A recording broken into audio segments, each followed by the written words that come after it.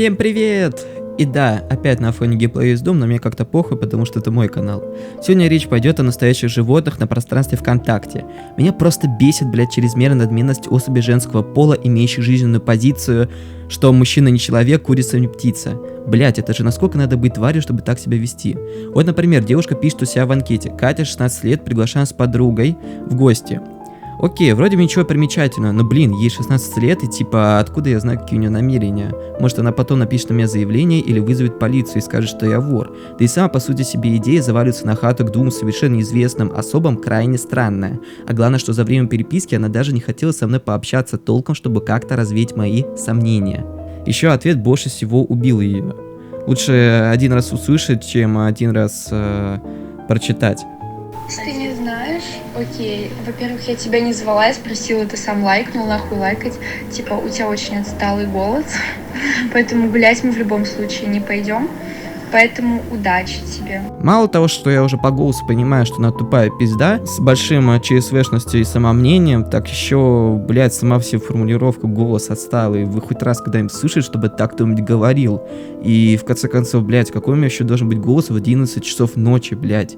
Это, блядь, ненормальная хуйня. Вот еще одна особа, только мы уже с ней успели нормально пообщаться, но я столкнулся с такой проблемой, что она никак не отреагировала на мои сообщения. И вот что я получил в ответ на вопрос, почему именно так происходит.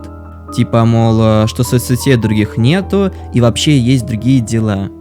Блядь, вы совсем охуели? Я что, звезде в личное сообщение написал, что ли? Это я могу быть занят чем-то важным, да и то я всем, блядь, быстро стараюсь отвечать. А тут мне про это втирает человек, который максимум, что делает за день, это только одну сторис выложит раз в 2 дня. Наверное, самый смешной человек — это человек капслок. Тут я даже ничего комментировать не буду. Просто подожду минуты молчания за эту полоумную дуру.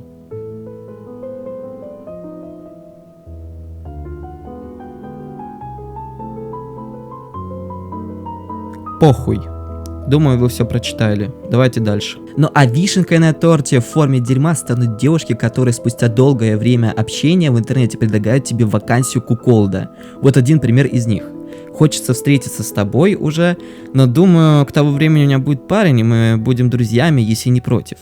Далее в ходе переписки я узнаю, что всего лишь другом буду именно я. Далее я выразил свое недовольство на эту тему, и потом я получаю вот такой ответ. Ну прости, не думал, что у тебя будет такая реакция. Ох, блять. А какая у меня еще должна быть реакция? Ты мне пишешь, что свободно и все такое, а потом оказывается, что неожиданно появляется какой-то пацан, который тебе понравился. И ты его уже заведомо по этому признаку окрестила парнем. Блять. И потом она пишет, что с ним заранее договорилась о встрече. То бишь, можно было просто так взять и забронировать девушку как столик. Представляю такую ситуацию. Тебе понравилась девушка, и ты такой: вот такого-то числа, в такое-то время мы с тобой встречаемся, и ты уже должна будешь идти в качестве девушки. Блять. Я думаю, на этом можно и закончить. И так уже много всего сказал, поэтому сами все видели. Всем пока. Не напарывайтесь на такую хуйню. Читайте книги, меньше сидите в интернете.